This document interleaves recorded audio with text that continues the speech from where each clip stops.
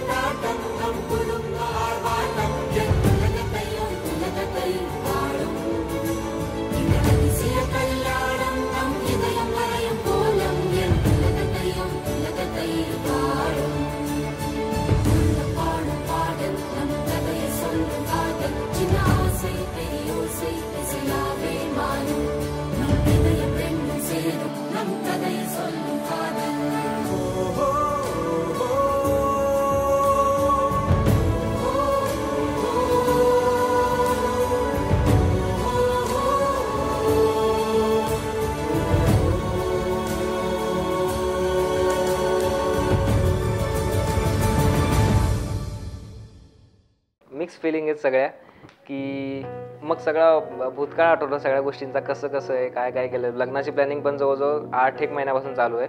मार्चमध्ये एंगेजमेंट झाली होती, तेव्हापासून कुठे करायचं, काय करायचं, आणि एक सगळ्या शेवटी असं चीज झाल्यासारखं वाटतं ना की हां बाबा आज एकदम छान झालं, तसं असं वाटतं आता की.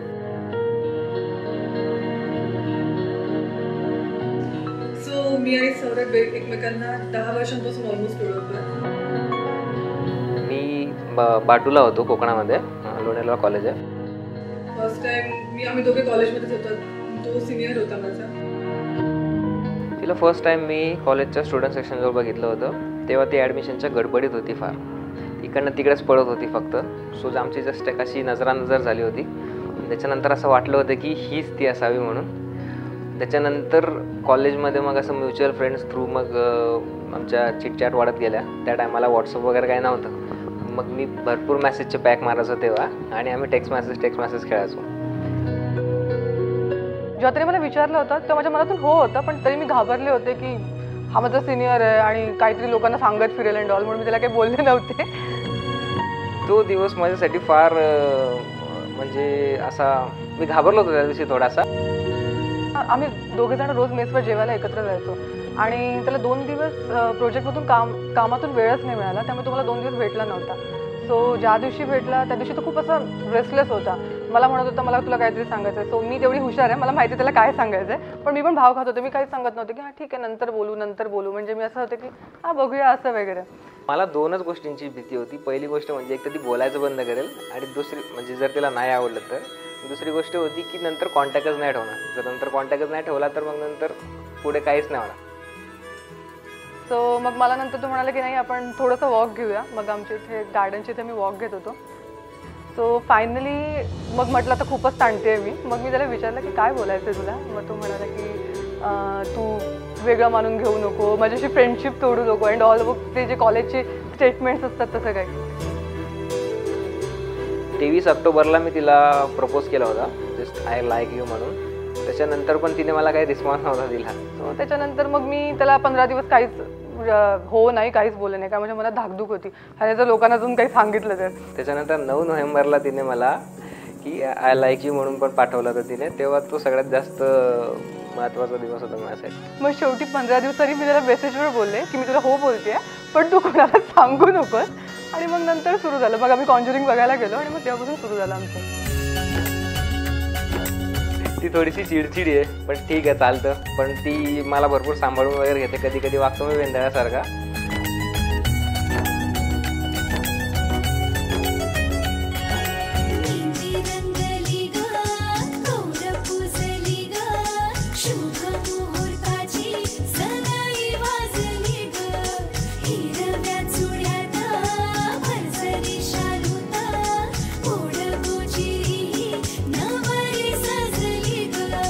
कपल म्हणून खूप भांडखोर आहे मी. सो आमची भांडत भिंडत अशीच आमची केमिस्ट्री आहे. मुहूर्त वेळ आली, लगबग झाली, पुरात काग थरथर आणि काली चढली लाली, पुरात काग थरथर आणि काली चढली लाली. सजली नटली लाजली, लेक लाडकी चालली. बाजा वरात घोडा रेवरिया नवरोजी, लगीन घटिका समीप आली, कराहू लगीन घाई. बाजा वरात घोडा रेवरिया नवरोजी, लगीन घटिका समीप आली, कराहू लगीन घाई.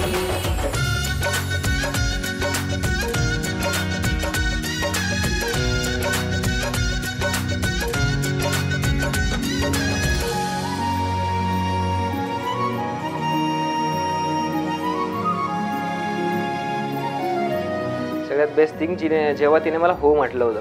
एक 2 गोष्टींनी असा महत्त्वाचा की आईचा वाढदिवस पण त्याच दिवशी असतो आणि मला आईनं पण त्याच दिवशी हो म्हटलं होतं. त्यामुळे तो डबल हॅपीनेसचा मोमेंट झाला माझ्यासाठी. चांदण राती झगमगता तारा, तुटताना दिसता अंबरात. मन म्हणते काही चुकले तर नाही, अन काहूर उठते अंतरात. कधी तू हळवी हळदीच्या पावला. म्हणजे त्याला there is no specific reason की का परफेक्ट आहे किंवा मला कधी वाटलं. मी त्याच्यासोबत आहे आणि मी खुश आहे. हिंदोळा फाळावर जाता, क्षणभर ही कोवळ कसली येते.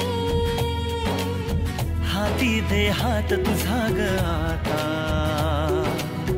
जोडूया जन्मभराचे नाते.